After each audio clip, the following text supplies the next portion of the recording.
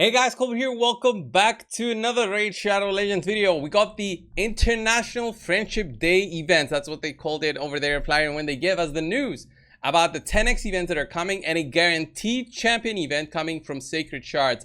The guaranteed champion is one of the new ones, so if you don't have them, if it's non-dupes that you're looking for, then this is the event for you to summon your Sacred Shards. Me personally, I'm not gonna go for it because I will go over it right now. So the events will go from Friday, Saturday, Sunday. Each day there will be different summoning 10x chances. Remember, the 10x chances just increase your chance once you do manage to summon the legendary to get one of those champions that are offered through the 10x.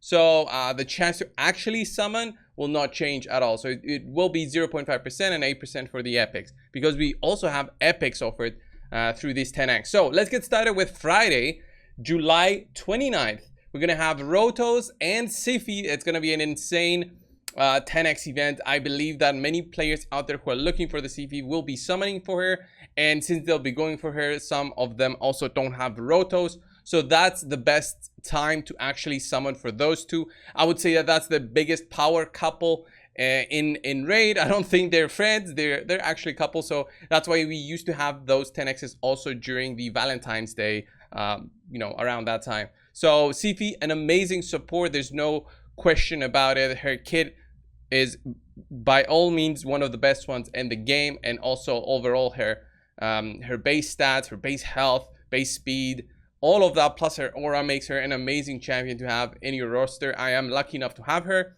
but I don't need another one, to be honest, and I will not be summoning for a second one because I don't need one. The same thing with Rotos. I do have 2 copies of the dude, so I'm not gonna go for this one. He's notorious for his A3 skill, which ignores 60% of the target's defense plus any unkillable or block damage buffs, which can be insane on defense, especially stuff like Leorios. He totally ignores it and just goes through them and takes the enemies out. So a very strong couple for sure on Friday, July 29th.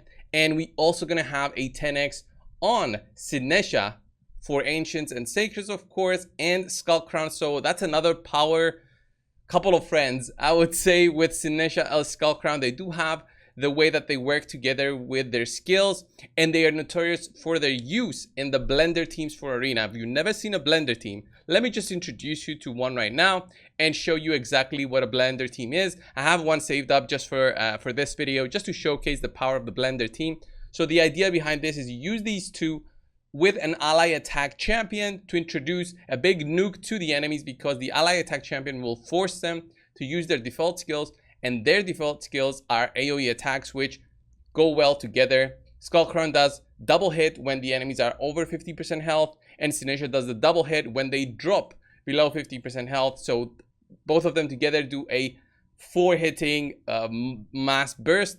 And Farrakhan the Fat is great because he provides a critical rate up and critical damage up. So the stats that you need of them is very minimal. So if you're looking to build a team like this is the time to do so, I would say, in the sense of getting those champions to build a very base blender team. But Farrakhan is unfortunately not offered. So let's just see this team in action just to see on how good the blender team is. I'll get the speed boost. There's Farrakhan, and we'll see Skull Crown and Sinesha doing their big burst and taking them out. The gear that I have on them is not the best. I even have, I think, War Master right now on them, so that's why they couldn't take it out. But if you check out my videos on YouTube where I showcase the blender teams, I go in depth on all the different blender combinations of ally attack champions and attacking champions. Skull Crown Sinesha is one of the best ones to have, actually, so definitely check that out. And while also on 29th, those 10x starts, we're also gonna have the guaranteed champion summoning starting that day as well. It's not very clear on how many days that will go for, but it will be 15 Sacred Shards to get 1 legendary champion guaranteed on the 15th one, and that's going to be Nekmo Thar. So while you're summoning for all the other champions, let's say you're summoning for Rotos or Sinesha, you can also get this guy if you got 15 Sacred saved up. This guy does have a unique kit in the sense of a boost of turn meter by 30% plus increased speed buff on allies, and then he can get that extra turn and goes in for his A2 skill, which is attacks all enemies 100% chance when booked to decrease speed by 30% and apply a leech debuff. So you can either do that, or you can use his A1 skill, which is again an AoE attack that has a 40% chance to place a 50% decrease attack debuff, and the chance increases to 75% against targets under debuff. So you can use that plus the evil eye to reduce turn meter by 5% on enemies if you want to do that. If this was a single target, this would have been a great move to do. So you increase speed, you increase the turn meter, you get that extra turn, you go in with your single target skill on the enemy turn meter champion, booster being arbiter or whatever, and you would limit their turn meter in that way. He also has this passive, fills this champion turn meter by 5% each time a debuff on an enemy is removed, transferred, or expires. Pretty unique passive, but it needs the debuffs to expire, remove, or be transferred. So I don't really like it. And he also has a 19% speed aura for all battles, which is all right.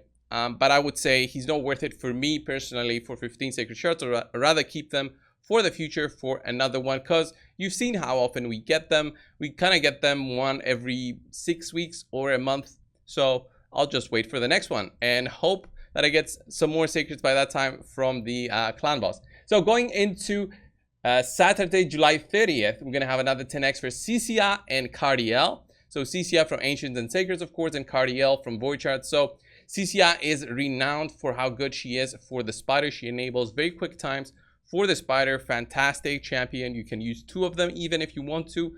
You don't even need to book her to actually use her for that specific team. You just need an HP burn AoE.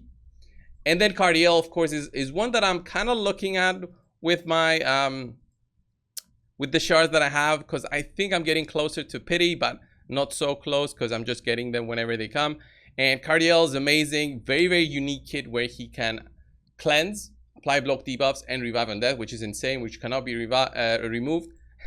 And he can also do the ally attack that I've mentioned before. He's a great booster, similarly to Fire Kit in the fact because he increases crit rate, increases crit damage, and forces the attack from allies to a single enemy. And if you use the blender team that I mentioned, he does that, and he can also provide the cleanse after that as a way of extra support to the whole team, which is very good to have. He's got a very unique A1 skill and a very unique passive where your allies receive less damage from champions from Demon Spawn, Undead Horde, and Night Rev. And it's just amazing, the kit that he has overall. Very good speed aura as well, similarly to Nectar, whatever he's called, Nekmothar, the one that we get guaranteed. And then finally for Sunday, that's going to be the final event coming in. By the way, for the whole weekend, Sinesha and Skullcrown will be offered, so that won't change at all. But on the final day, we'll have Karado, Fox Hunter, and Yumiko.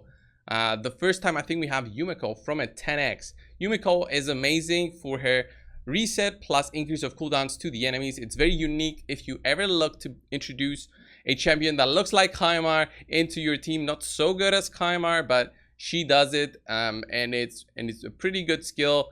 It's a mixture of Warlord, like a lesser Warlord and a lesser Kaimar, but in one skill. Very good to have. Very unique A2 skill with the Hex and the transfer of debuffs that she does, and a very unique A1 as well, where each hit steals 7.5% of the target's turn meter if this champion has more HP, or a heal if she's got less HP.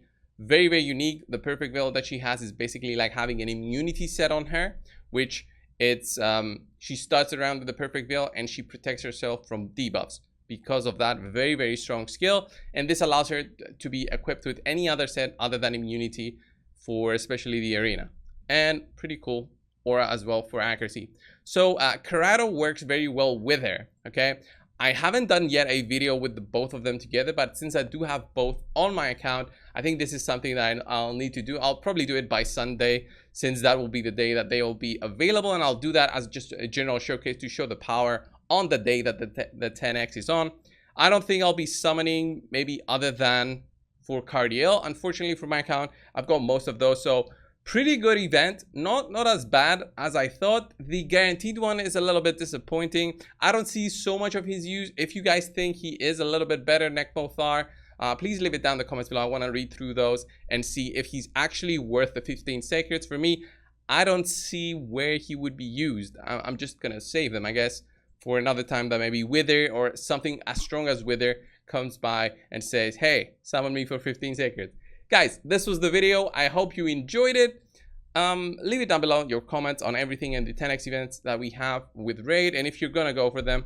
Thank you so much for watching. Subscribe if you haven't, and I'll see you in the next one. See ya.